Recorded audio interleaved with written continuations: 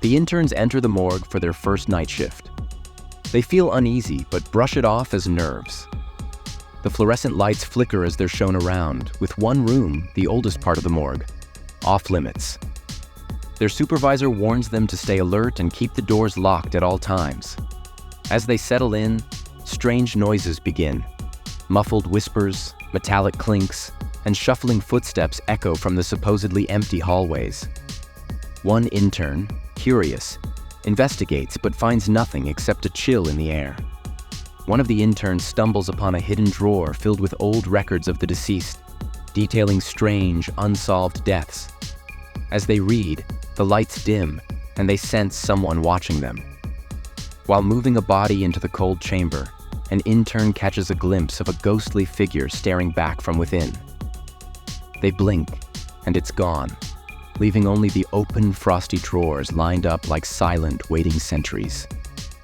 The morgue's alarm suddenly goes off, and the doors lock down without warning. The interns are trapped inside, cut off from the outside world. Panic sets in as they hear whispers growing louder and footsteps echoing throughout the morgue. An intern begins an autopsy. But as they do, the body on the table suddenly moves, its hand twitching as if alive. They recoil, horrified, but when they look again, it's still, until a voice whispers, "Why did you let me die?"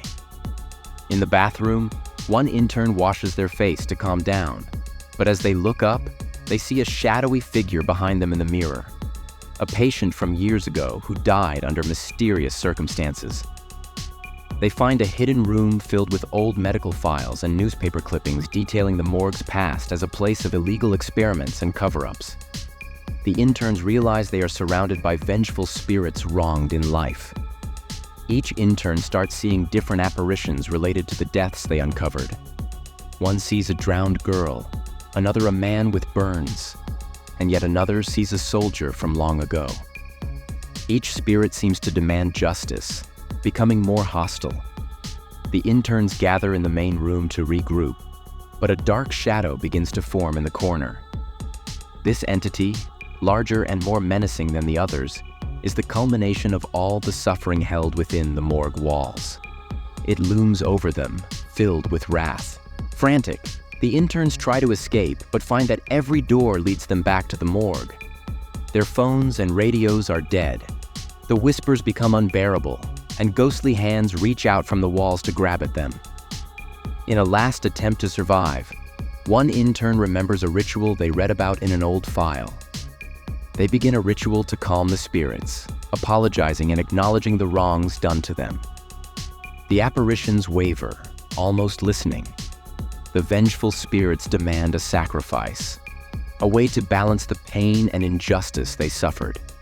An intern volunteers, offering to stay in the morgue forever, allowing the others to escape. The spirits accept, and the entity fades. The remaining interns find the door unlocked and stumble out into the dawn.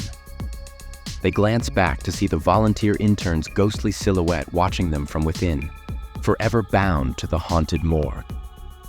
The story ends with the city morgue's lights flickering once more, signaling the restless spirits that still linger within. The volunteer intern spirit stands among them, now one of the many who haunt the place.